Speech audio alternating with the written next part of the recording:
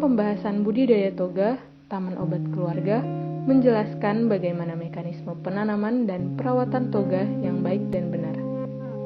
Nah, langkah pertama yang mesti kita lakukan ialah mengumpulkan alat dan bahan yang akan kita gunakan dalam budidaya toga.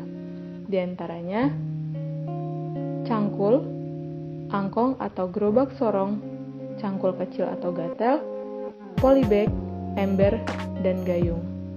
Dengan bahan yang digunakan diantaranya tanah, pupuk kandang, dan sekam bakar dengan perbandingan komposisi 1:1 dan banding 1. Jenis tanah yang kita gunakan adalah tanah gembur. Tanah gembur merupakan jenis tanah yang paling baik bagi tanaman karena memiliki rongga-rongga yang cukup untuk menyimpan unsur hara, air, dan udara serta sesuai bagi kehidupan mikroorganisme.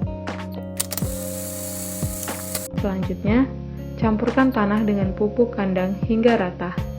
Pupuk kandang yang digunakan berasal dari kotoran kambing, yang mana mampu meningkatkan unsur hara dan membantu dalam proses pertumbuhan tanaman. Pupuk ini juga yang akan merangsang pembesaran sel dan menambah volume sel pada tanaman. Kemudian, gemburkan pupuk kandang yang masih menggumpal hingga dapat tercampur rata dengan tanah. Setelah itu, tambahkan sekam bakar padi yang telah disediakan, lalu campurkan hingga rata menyeluruh. Sekam padi ini dimanfaatkan dalam proses penggemburan tanah untuk mengikat unsur hara pada tanaman. Setiap sekam bakar mempunyai banyak pori-pori yang bentuknya besar, namun tetap ringan. Penggunaan pori-pori tersebut sangat baik guna mengikat serta menyerap unsur hara.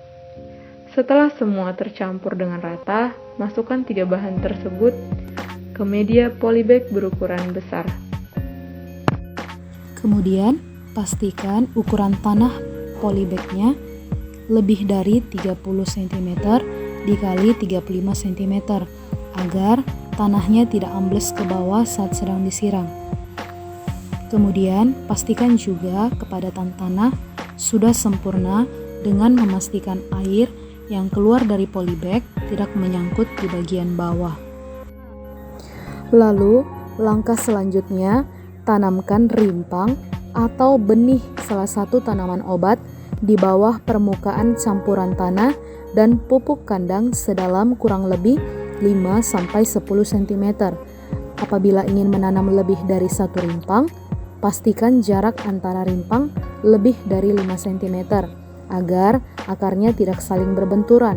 Setelah itu, tempatkan polybag yang sudah ditanami rimpang atau benih di area yang tidak begitu terkena cahaya matahari dengan suhu 24-30 derajat Celcius.